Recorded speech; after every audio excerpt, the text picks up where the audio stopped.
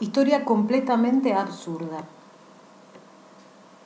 Hace ya 4 días, mientras escribía con ligera irritación algunas de las páginas más falsas de mis memorias, oí que golpeaban levemente a la puerta, pero no me levanté ni respondí. El llamado era demasiado débil y no quiero saber nada con los tímidos. Al día siguiente, a la misma hora, oí llamar nuevamente, y esta vez los golpes eran más fuertes y resueltos. Pero tampoco ese día quise abrir, porque en verdad no me gustan los que se corrigen demasiado pronto. Al otro día, siempre a la misma hora, se repitieron los golpes, ahora violentos, y antes de que pudiese levantarme, vi que la puerta se abría y avanzaba hacia mí la mediocre persona de un hombre bastante joven, con el rostro un poco encendido y la cabeza cubierta de cabellos rojos y rizados, quien se inclinaba torpemente sin pronunciar palabra. Apenas descubrió una silla, se echó encima y como yo había permanecido de pie, me indicó el sillón para que me sentara. Después de obedecerle, me pareció tener el derecho de preguntarle quién era y le rogué, con acento nada cortés, que me comunicara su nombre y el motivo que lo había animado a invadir mi cuarto. Pero el hombre no se desconcertó y me hizo comprender bien pronto que deseaba seguir siendo lo que era hasta entonces para mí, un desconocido. El motivo que me trae a su casa, prosiguió sonriendo, está dentro de mi valija y se lo haré conocer enseguida. Advertí, en efecto, que traía en la mano un sucio valijín de cuero amarillo con cierre de latón oxidado. Lo abrió de golpe y sacó de él un libro. Este libro, dijo, poniéndome ante las narices el grueso volumen encuadernado en papel antiguo con grandes florones de bermejo orín, contiene una historia imaginaria que yo he creado, inventado, compuesto y copiado. Solo he escrito esta historia en toda mi vida y me permito creer que no le desagradará.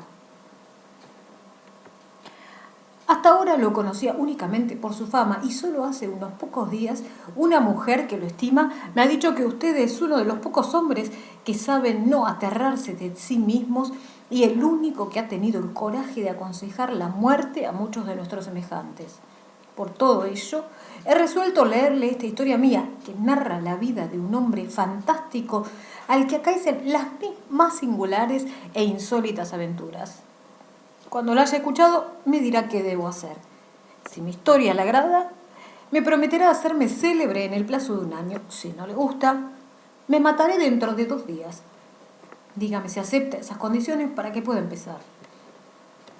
Comprendí que no podía hacer otra cosa que persistir en la conducta pasiva que había observado hasta entonces, y le anuncié, con un gesto que no consiguió ser amable, que estaba dispuesto a escucharlo y a hacer todo lo que me pedía. El hombre comenzó la lectura. Las primeras palabras se me escaparon. A las que siguieron presté más atención. De pronto, aguzé el oído y sentí un pequeño escalofrío en la espalda. 2 o 3 minutos más tarde, mi cara se ponía encarnada.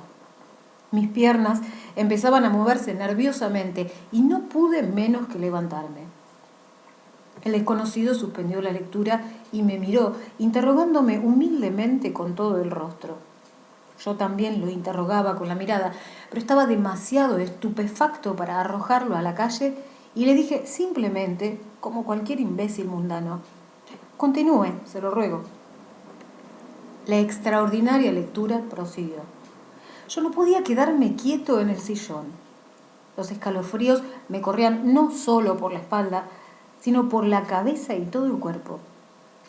Si hubiese visto mi cara en un espejo, quizá me habría echado a reír y todo habría pasado, porque probablemente se reflejaban en ella un abyecto temor y una incierta ferocidad.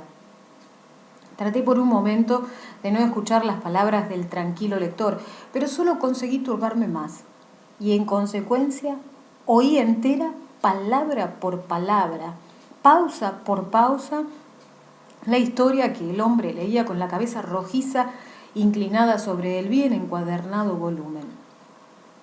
¿Qué debía hacer? ¿Qué podía hacer yo en estas singularísimas circunstancias?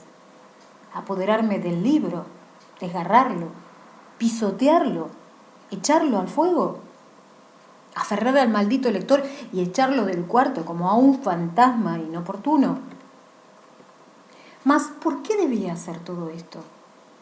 Y sin embargo, esa lectura me producía un fastidio indecible, una penosísima impresión de sueño absurdo y desagradable sin esperanza de despertar. Al fin concluyó la lectura. No sé cuántas horas había durado, pero observé, a pesar de mi confusión, que el lector tenía la voz ronca y la frente húmeda de sudor. Cerró el libro y lo guardó en el valijín. Después me miró con ansiedad, pero sus ojos ya no eran tan ávidos como antes. Mi abatimiento era tan grande que él mismo lo advirtió y su asombro creció enormemente cuando vio que me frotaba un ojo y no sabía qué responderle. En aquel momento me parecía que jamás podría volver a hablar y las cosas más simples que me rodeaban se me antojaron de pronto tan extrañas y hostiles que casi tuve miedo de ellas. Todo esto parece demasiado vil y vergonzoso, inclusive a mí, y no tengo la menor indulgencia para mi turbación. Pero la razón de mi desconcierto era bien fuerte.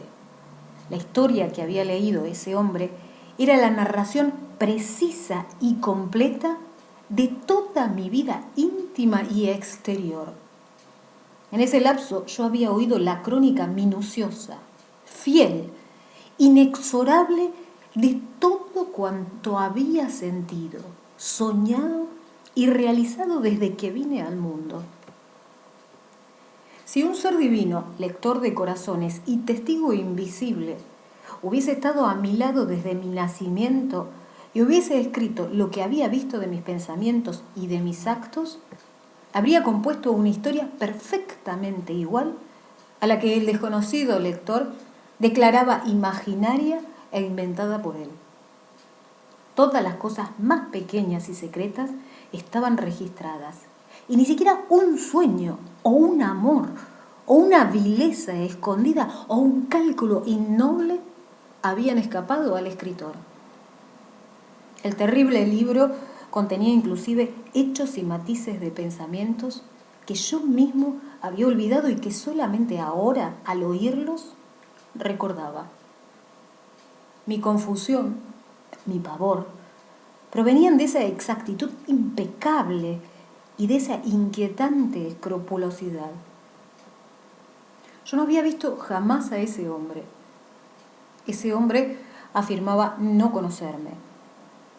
Yo vivía muy solitario, en una ciudad a donde nadie acude si no es llevado por el azar o la necesidad. Y a ningún amigo, si acaso los tenía, había confiado mis aventuras de cazador de engaños, mis viajes de ladrón de almas, mis ambiciones de voluntario de lo inverosímil. Jamás había escrito, ni para mí ni para los demás, una relación completa y sincera de mi vida. Y justamente en esos días estaba fabricando unas fingidas memorias para permanecer oculto a los hombres, inclusive después de la muerte.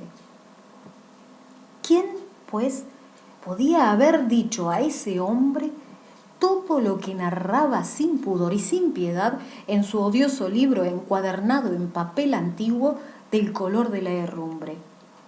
Y él afirmaba haber inventado esa historia y me mostraba a mí mi viaje, toda mi vida, como una historia imaginaria.